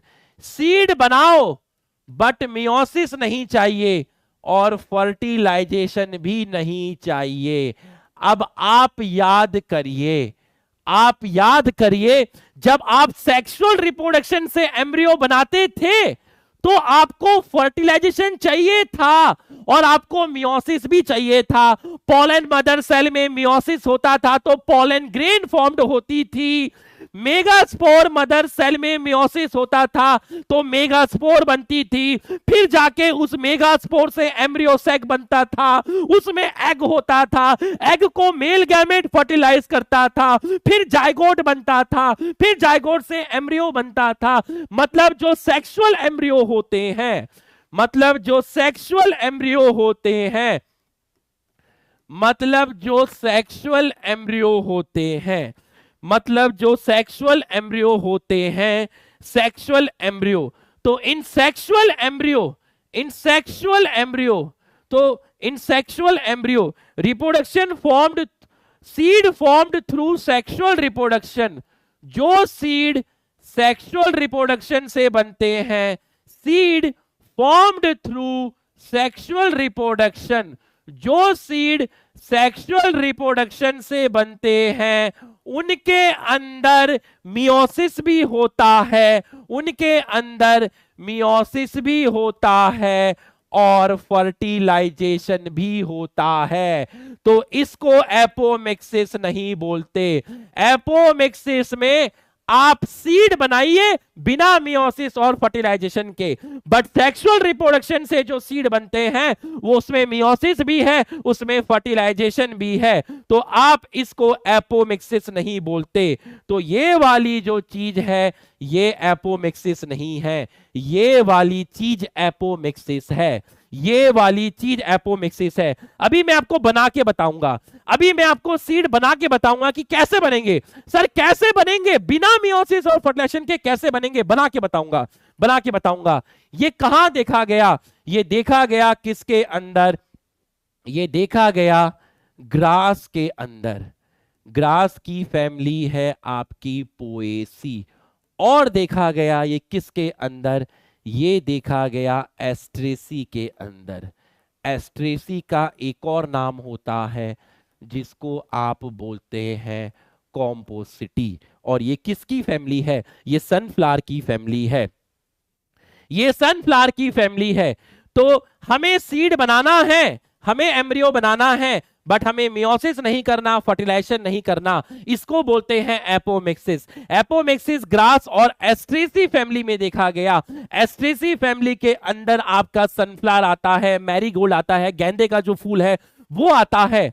अब इसी पेज पे एनसीईआरटी में लिखा है what is fruit production without fertilization. बताओ क्या लिखूं, बताओ इसका आंसर क्या लिखूं? व्हाट इज फ्रूट प्रोडक्शन, ये एनसीईआरटी में उसी पेज पे लिखा हुआ है, तुम पढ़ना जरा मक्खन लगे NCERT. What is fruit production without fertilization, बताओ क्या लिखूं, कौन सा प्रोसेस लिखूं, यहां कौन सा प्रोसेस लिखूं? लिख के बताओ कौन सा प्रोसेस लिखूं, कौन सा प्रोसेस लिखूं, कौन सा प्रोसेस लिखूं? लिख के बताइए, बताओ यहां क्या आएगा? What is fruit production without fertilization, बताओ यहां क्या आएगा? पार्थिनोकार्पी, पार्थिनोकार्पी, पार्थिनोकार्पी, यहां पर आपका आएगा पार्थिनोकार्पी। और याद करिए, याद कर दिए, पार्थिनोकार्पी और पार्थिनोकार्पी के अंदर सीड नहीं बनते, दोनों में डिफरेंस समझ लेना। पार्थिनोकार्पी में आपके सीड एब्सेंट है, पार्थिनोकार्पी में आपके सीड एब्सेंट है, यहां पर सीड आपका प्रेजेंट है। एपोमिक्सिस, अब मेथड को समझिएगा, मेथड को समझिएगा बच्चों। एक सेल है, एक सेल है, ये रही एक सेल, इस सेल का नाम है megaspore mother cell. Megaspore mother cell हमने पढ़ा था मियोसिस करती है, बट कभी कभी मेगास्पोर मदर सेल मियोसिस नहीं करती। मेगास्पोर मदर सेल मियोसिस नहीं करती। अगर मेगास्पोर मदर सेल मियोसिस नहीं करेगी तो आपका मेगास्पोर फॉर्म्ड नहीं होगा। No megaspore formed, no megaspore formed. मैं आपको एपोमिक्सिस का एग्जाम्पल देके बता रहा हूं, मेथड बता रहा हूं, मेथड बता रहा हूं, मेथड बता रहा हूं। एक सेल है एमएमसी, उसमें हमने पढ़ा था मियोसिस होता है तो मेगास्पोर फॉर्म्ड होती है, बट हमें यहां सीड बिना मियोसिस और फर्टिलाइजेशन के बनाना है। तो मेगास्पोर मदर सेल में मियोसिस नहीं हुआ, अगर मियोसिस नहीं हुआ तो मेगास्पोर फॉर्म्ड नहीं हुई। बिल्कुल सही है। इस मेगास्पोर मदर सेल ने डायरेक्टली बना लिया, डायरेक्टली बना लिया एम्ब्रियो सैक, डायरेक्टली बना लिया एम्ब्रियो सैक। जब मेगास्पोर मदर सेल में मियोसिस होता था तो मेगास्पोर बनती थी, मेगास्पोर हैप्लॉइड होती थी, इसलिए एम्ब्रियो सैक भी हैप्लॉइड बनता था, बट साला मियोसिस नहीं हुआ। मेगास्पोर मदर सेल में मेगास्पोर नहीं बनी, मेगास्पोर मदर सेल ने डायरेक्टली एम्ब्रियो सैक बनाया। तो बताओ ये एम्ब्रियो सैक एन बनेगा या 2n बनेगा? यही फैसला हो जाएगा सिलेक्शन का। ये एम्ब्रियो सैक एन बनेगा या 2n बनेगा? लिख के बताओ, ये एम्ब्रियो सैक एन बनेगा या 2n बनेगा? ये एमएमसी से बन रहा है और एमएमसी डिप्लॉयड है, बिना मियोसिस के बन रहा है। बताओ एन बनेगा या 2n बनेगा? बताओ शाबाश शाबाश, बहुत बढ़िया बहुत बढ़िया, अरे बहुत बढ़िया, अरे बहुत बढ़िया बहुत बढ़िया। अरे अरे लोकेशन बदली है, तब कोटा में थे, आज देहरादून में है। अरे बाल कटाए हैं भाई, form is temporary, class is permanent. भाई में आज भी वही एनर्जी है। तो भाई यहां आपका 2n होगा, तो ये जो एम्ब्रियो सैक होगा ये आपका 2n होगा। लेकिन जो सेक्सुअल रिप्रोडक्शन के टाइम एम्ब्रियो सैक बनता था, जो मेगास्पोर से बनता था, वो हैप्लॉइड बनता था। अगर ये एम्ब्रियो सैक है तो इस एम्ब्रियो सैक का जो एग होगा, बताओ इस एम्ब्रियो सैक का जो एग होगा वो n होगा या 2n होगा? बताओ इस एम्ब्रियो सैक का एग n होगा या 2n होगा? इस एम्ब्रियो सैक का एग n होगा या 2n होगा? एग तो n होते थे, बट इसका एग 2n होगा। बिल्कुल सही, बिल्कुल सही। और ये एग आपका बना देगा एम्ब्रियो। कैसा? डिप्लॉयड। क्या स्पर्म आया? क्या मेल गैमेट आया? नहीं आया। इसका मतलब no involvement of male gamete, no involvement, no involvement of male gamete. Male gamete नहीं आया, मतलब कोई फर्टिलाइजेशन नहीं हुआ, कोई भी फर्टिलाइजेशन नहीं हुआ, कोई भी फर्टिलाइजेशन नहीं हुआ और एम्ब्रियो फॉर्म्ड हो गया। ना मियोसिस हुआ ना फर्टिलाइजेशन हुआ, एम्ब्रियो फॉर्म्ड हो गया। अब मैं एक लाइन पढ़ के बताता हूं, एनसीईआरटी की एक लाइन पढ़ के बताता हूं। In some species the diploid egg cell is formed without reductional division. Reductional division का मतलब है मियोसिस। तो अगर मैं तुम्हें यह चीज नहीं बताता तो तुम्हें यह लाइन कभी समझ नहीं आती। Diploid egg cell is formed without reduction division. आप रात भर यही सोचते रह जाते कि एग डिप्लॉयड कैसे हो सकता है, लेकिन वो एनसीईआरटी की लाइन आपको समझाई। अरे तो कोई एहसान किया क्या? इसी के लिए तो सैलरी मिलती है, अच्छा पढ़ाने के लिए ही सैलरी मिलती है, एनसीईआरटी पढ़ाने के लिए ही सैलरी मिलती है। तो हम कोई एहसान नहीं करते, समझ गए? उसके लिए ही तो आप पेमेंट करते हो। एमएमसी डिप्लॉयड है, उसने मियोसिस नहीं किया तो मेगास्पोर फॉर्म नहीं हुआ, उसने डायरेक्टली एम्ब्रियो सैक बना लिया। एम्ब्रियो सैक डिप्लॉयड है तो उसका एग भी डिप्लॉयड है। डिप्लॉयड एग ने डिप्लॉयड एम्ब्रियो सैक बनाया, बिना फर्टिलाइजेशन के बनाया। ये चीज समझ में आई तो यस लिख दे, ये चीज समझ में आई तो यस लिख दे।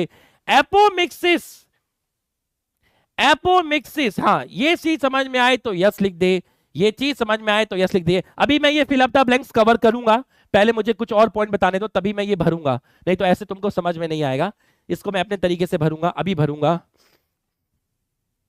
517 है, हो जाएगा हो जाएगा, बट भगाऊंगा नहीं। ये नहीं सोचूंगा कि 5:30 तक चैप्टर खत्म करना है। 5 मिनट अगली क्लास में ले लेंगे, 5 मिनट क्या दिक्कत है, खराब थोड़ी ना करना है टॉपिक। 5 मिनट अगली क्लास के ले लेंगे, क्या दिक्कत है? लिख लीजिए इसको, फटाफट लिख लीजिए, फटाफट लिख लीजिए।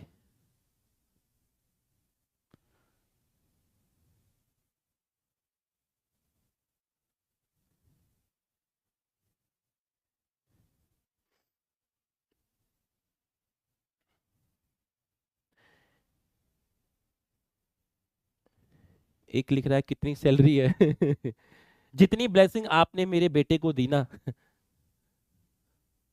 उसके आगे तो सैलरी साला कुछ भी नहीं है यार। आओ, बट जीने के लिए तो खाना पड़ेगा, खाने के लिए तो सैलरी होनी चाहिए। सैलरी होगी तो बच्चा हमारा पढ़ेगा, स्कूल जाएगा, खेलेगा, फिर मॉल में भी जाएगा, मॉल में गेम भी खेलेगा, फिर कभी कहेगा छोला भटूरा खाना है, आलू पराठा खाना है। Done done. अभी मैं ये पॉइंट को फिल करूंगा, अभी मैं इन पॉइंट को फिल करूंगा, अभी मैं इन पॉइंट को फिल करूंगा।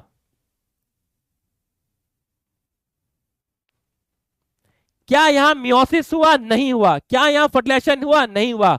तो apomixis is a type of asexual reproduction. Apomixis as a type of asexual reproduction. Apomixis is a type of asexual reproduction. asexual reproduction बोला ना, यहां मियोसिस हुआ।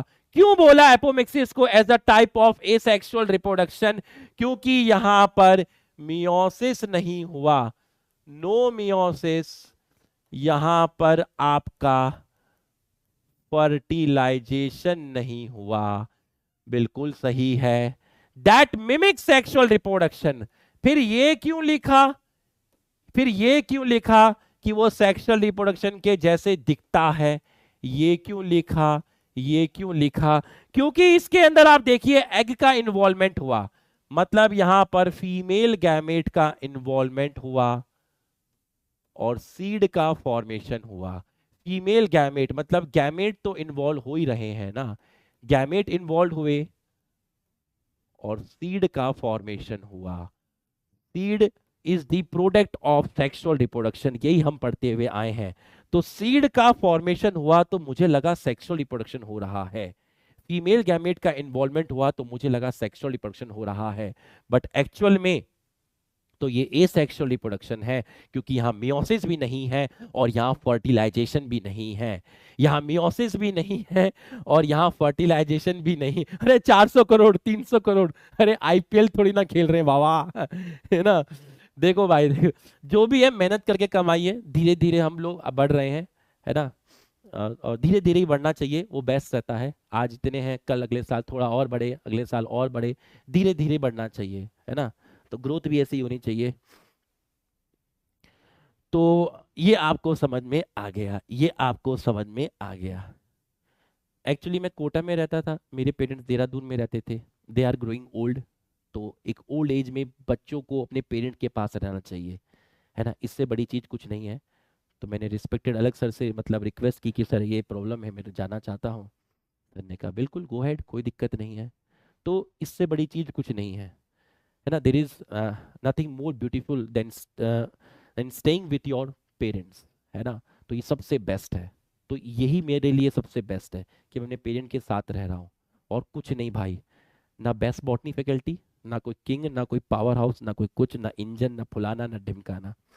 अपनी छोटी सी दुनिया है, बाल बच्चे हैं, बस पेरेंट्स हैं, यहाँ अपन बहुत खुश हैं। और ये मेरे लिए सबसे बेस्ट है, मतलब, है ना। और सैलरी वैली धीरे धीरे बढ़ती रहेगी, कोई दिक्कत नहीं है। ये चीज़ होनी चाहिए भाई। और तुम लोगों को पढ़ाएं, ठीक है। तुम लोगों को कोई इमोशनली ब्लैकमेल ना करें, बस एक ये चीज़ है। अच्छा पढ़ाएं, क्लास में ज़्यादा फालतू की बातें ना करें, पढ़ाएं और तुम लोग पढ़ो, बढ़िया से पढ़ो, है ना। तुम मुझे कभी गलत ना बोलो, मैं तुम्हें गलत ना बोलूँ।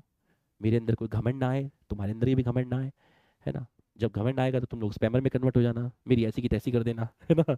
जब तक अच्छा पढ़ाऊंगा, नॉर्मल पढ़ाऊंगा, बढ़िया से पढ़ाई करते रहना, ठीक है। तो ये आपको समझ में आ गया।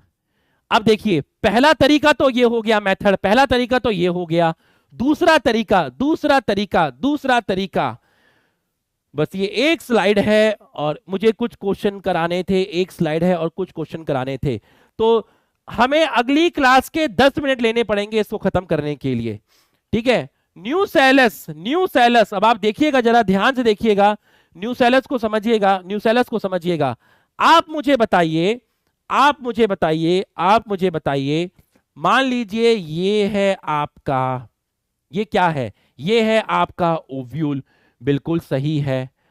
और ये है आपका एम्ब्रियो सैक, ये है आपका एम्ब्रियो सैक। और इस एम्ब्रियो सैक के बाहर आपकी सेल प्रेजेंट है। किसकी सेल प्रेजेंट है? किसकी सेल प्रेजेंट है? न्यूसेलस की सेल प्रेजेंट है। किसकी सेल प्रेजेंट है? न्यूसेलस की सेल प्रेजेंट है। और न्यूसेलस कैसा है? 2n है। न्यूसेलस कैसा है? 2n है। बताओ न्यूसेलस कैसा है, लिख के बताओ। स्पोरोफाइट है या गैमेटोफाइट है? स्पोरोफाइट है या गैमेटोफाइट है? आज करवाऊंगा ना तो क्वालिटी खराब हो जाएगी, मैं जल्दी जल्दी भगाने की कोशिश करूंगा। जब जब टीचर ने भगाया तब तक क्वालिटी खराब हुई। मैं थोड़ी सी पेस बढ़ा दूंगा, आपको डिफरेंस समझ में आ जाएगा कि आखिरी के 10 मिनट में सर ने अच्छा नहीं पढ़ाया, तेज तेज पढ़ा दिया। अरे अपन 10 मिनट अगली क्लास में लगा लेंगे, कहीं ऐसा ना हो कि खराब हो जाए और यहीं से क्वेश्चन आ जाए। बिल्कुल सही है, न्यूसेलस जो है आपका वो स्पोरोफाइट है, वो आपका स्पोरोफाइट है, बिल्कुल सही है। तो आपका एक लाइन यहां पे लिखी हुई है, एनसीईआरटी में मैं पढ़ के बता रहा हूं, कहां पे गई, some of the nucellar cell surrounding the embryo sac start dividing, protrude, समझिएगा इसका मतलब, समझिएगा, cells of न्यूसेलस की सेल क्या कर रही है, डिवाइड कर रही है। और प्रोट्रूड का मतलब होता है एंटर करना, प्रोट्रूड का मतलब हो गया, ये किताब का ही वर्ड है, entered, protrude entered into embryo sac. तो न्यूसेलस की सेल किसके अंदर एंटर कर जाएगी, एम्ब्रियो सैक में एंटर कर जाएगी। न्यूसेलस की सेल डिवाइड कर रही है, और प्रोट्रूड का मतलब होता है एंटर करना, उसकी सेल एम्ब्रियो सैक में एंटर कर गई और उसकी सेल ने आपका बना लिया एम्ब्रियो। तो ये रही न्यूसेलस की सेल थी डिप्लॉयड, उसने एम्ब्रियो सैक के अंदर बना लिया क्या, एम्ब्रियो, और एम्ब्रियो कैसा है 2n। तो बच्चों अगर एम्ब्रियो बनाने का दूसरा तरीका एम्ब्रियो आपका बन सकता है, और इसका एग्जाम्पल लिखा हुआ है सिट्रस एंड मैंगो, इसका एग्जाम्पल लिखा है सिट्रस एंड मैंगो। तो सिट्रस और मैंगो के अंदर जो एम्ब्रियो है वो आपका न्यूसेलस की सेल बना रही है। अब ऐसा नहीं है कि मैंगो के अंदर सेक्सुअल रिप्रोडक्शन नहीं होता, मैंगो के अंदर एम्ब्रियो सेक्सुअल रिप्रोडक्शन से भी बन सकता है और न्यूसेलस की सेल से भी बन सकता है। तो बच्चों एम्ब्रियो बनाने के तरीके क्या हैं, एम्ब्रियो बनाने के तरीके क्या हैं, एम्ब्रियो बनाने के तरीके क्या हैं, एम्ब्रियो बनाने के तरीके क्या हैं। एम्ब्रियो सेक्सुअल रिप्रोडक्शन से भी बन सकता है, एम्ब्रियो न्यूसेलस की सेल से भी बन सकता है। तो हमने देखा और एम्ब्रियो कहां से बन सकता है, एम्ब्रियो जो इंटेगुमेंट होती है, इंटेगुमेंट की सेल भी डायरेक्टली एम्ब्रियो बना सकती है, इंटेगुमेंट की सेल भी डायरेक्टली एम्ब्रियो बना सकती है। तो एम्ब्रियो कहां से बना, एम्ब्रियो कहां से बना, एम्ब्रियो कहां से बना, एम्ब्रियो कहां से बना, एम्ब्रियो 2 मिनट देना पूरा समझ में आएगा। एम्ब्रियो कहां से बन सकता है, एम्ब्रियो फॉर्म्ड ड्यू टू, पहला तरीका एम्ब्रियो बनाने का सेक्सुअल रिप्रोडक्शन, बिल्कुल सही है, जिसमें आपका जो एम्ब्रियो बनेगा उसको आप बोलेंगे जायगोटिक एम्ब्रियो। और दूसरा जो तरीका है वो है न्यूसेलस की सेल एम्ब्रियो बनाए तो उसको आप बोलेंगे न्यूसेलर एम्ब्रियो, न्यूसेलस की सेल एम्ब्रियो बनाए।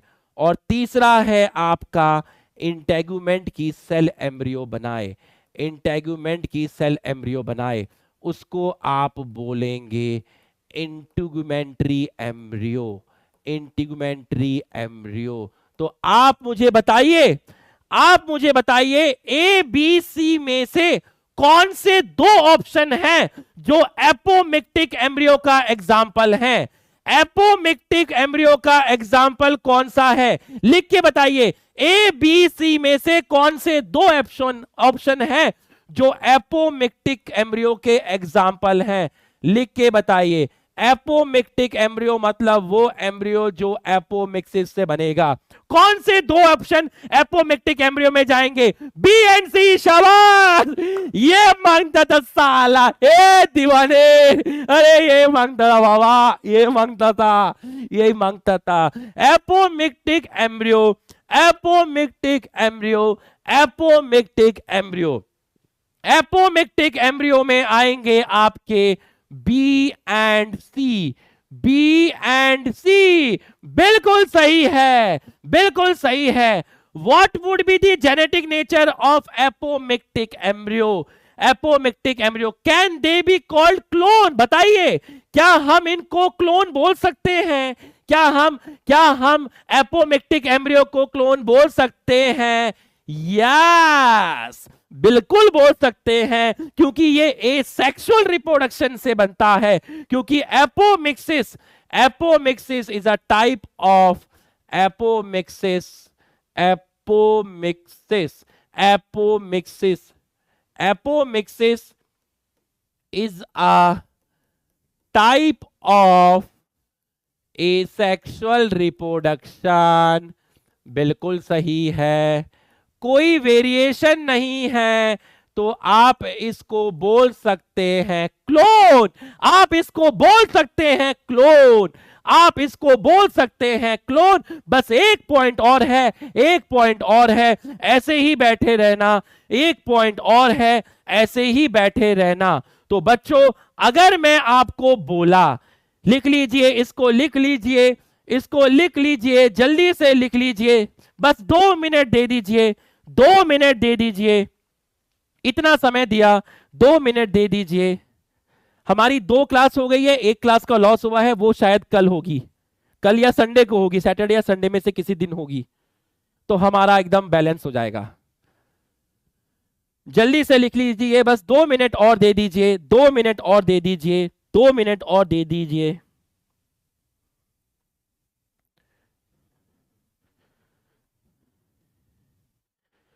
ये तो सच है कि भगवान है, अनजान है, पे उस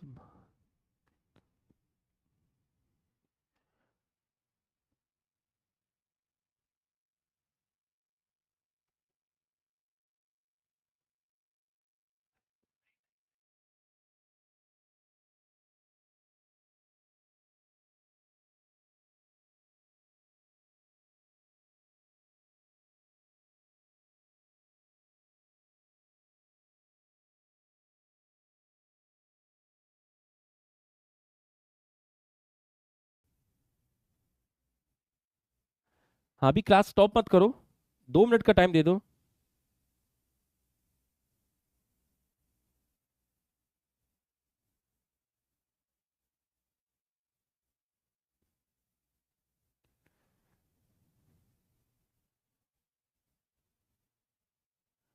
खत्म हो गई क्लास, ये चल रही है?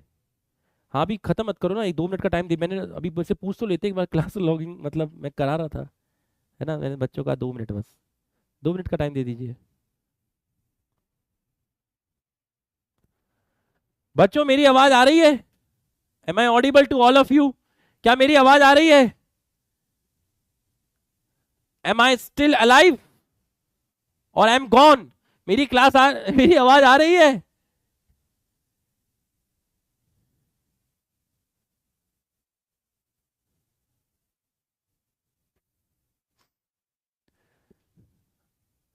ठीक है, मेरी आवाज आ रही है, मेरी आवाज आ रही है। ठीक है, एक पॉइंट और है, एक पॉइंट और है, उसको देख लीजिए, बस हो गया, उसको भी देख लीजिए। मैंने यहां पर बोला पॉली एम्ब्रियोनी, मैंने यहां पर बोला एक वर्ड लिखा जिसको मैंने बोला पॉली एम्ब्रियोनी, पॉली एम्ब्रियोनी, मैंने आपका बोला पॉली एम्ब्रियोनी, बस हो गया, बस थोड़ा सा देखिए, पॉली एम्ब्रियोनी, पॉली मतलब more than one, more than one, more than one embryo, एक से ज्यादा embryo, more than one embryo, एक से ज्यादा एम्ब्रियो बनेंगे, इसको आप बोलते हैं पॉली एम्ब्रियोनी। एग्जाम्पल मैंने बोल दिया संतरा, संतरे के जो सीड होते हैं उसमें एक से ज्यादा एम्ब्रियो होते हैं, संतरे के जो सीड है उसमें एक से ज्यादा एम्ब्रियो होते हैं। अब एक से ज्यादा एम्ब्रियो कैसे आया भाई? एम्ब्रियो कहां कहां से आ सकता है? अभी अभी तो बताया, एम्ब्रियो न्यूसेलस से आ सकता है, एम्ब्रियो कहां से आ सकता है? एम्ब्रियो इंटेगुमेंट से भी बन सकता है, एम्ब्रियो सेक्सुअल रिप्रोडक्शन से भी बन सकता है। तो जब 3 तरीके से एम्ब्रियो बनेगा तो भाई उस तरीके से तो एम्ब्रियो का नंबर एम्ब्रियो न्यूसेलस की सेल से बन सकता है, एम्ब्रियो इंटेगुमेंट की सेल से बन सकता है, एम्ब्रियो सेक्सुअल रिप्रोडक्शन से भी बन सकता है। तो एम्ब्रियो का जो नंबर है वो 1 से ज्यादा हो जाएगा।